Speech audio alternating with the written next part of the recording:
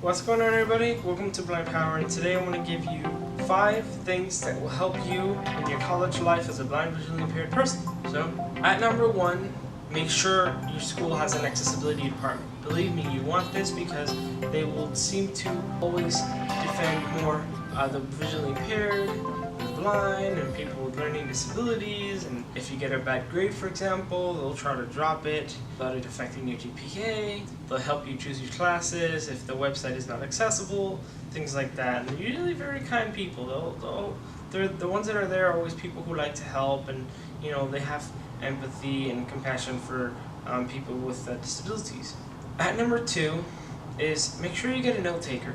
Whether it's somebody in your class or somebody assigned to you by your accessibility department in your school, or your DPS counselor, or your VBR counselor, but just make sure you have a note taker, because sometimes the professor writes something on the board, and if you can't see it, then you can see it after class, and you'll be like, oh, that's what he was talking about, and then you'll be like, no wonder. And then the note taker's handwriting, the note taker's notes, if they do it digitally or whatever, you can actually go through and you'll be able to like, oh, that makes sense. So then you have like a resource of like what the professor was writing on the board, that way you don't get frustrated, oh, I can't read the board. And number 3, record your classes. This goes along with number 2. If you have your notes and you record the class, you can go over the audio recording with your notes, and you'll make a lot more sense of the class after you leave the class.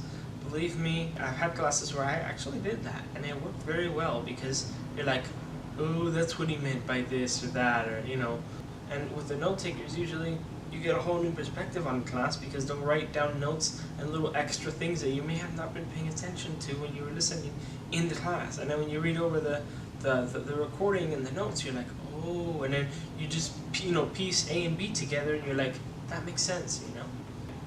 Number 4, you want to go ahead and make sure that you have some organization system for your notes, your audio recordings, your assignments. That way you're never late to an assignment, and you never lose an assignment. You always have your deadlines correct, because it's very easy to lose deadlines if you have multiple classes. And with your note takers, you might feel overwhelmed. So much material, but don't feel overwhelmed. Just make sure you have everything organized. Your accessibility department at your school or any blind resource will usually help you organize yourself. I personally use the calendar app on my phone and Evernote, and it does wonders for me. So, at number 5, if you're already in your school and you've been there for a while, make sure you have contact with all your professors, including your current professor from your current class. Because that way, your professors will tell you, hey, you can study that here, you can go here, and they'll usually tell you, they'll help you if you need help, or if you're studying something and you can't seem to understand the material, they'll have you pass by their office, or they'll tell you where you can get tutoring. And if professors from previous classes, if you're covering a material from another class, it'll be like, hey, I was in your class, I need help with this, can you help me? And they'll usually be like, yeah, pass by my office, blah, blah, blah. And that's how they usually work. These 5 tips are made to help you become a better college student. When I started college, I had no idea of an accessibility department. I just started off normal and did the long lines for the normal sighted advisors and everything, and it was just like tough, because I was kind of on my own. And then I found the accessibility department, and I'm like, yes, this is what I was looking for. I hope you guys enjoyed this video, just as I enjoyed making it. Comment, rate, subscribe, you know what to do.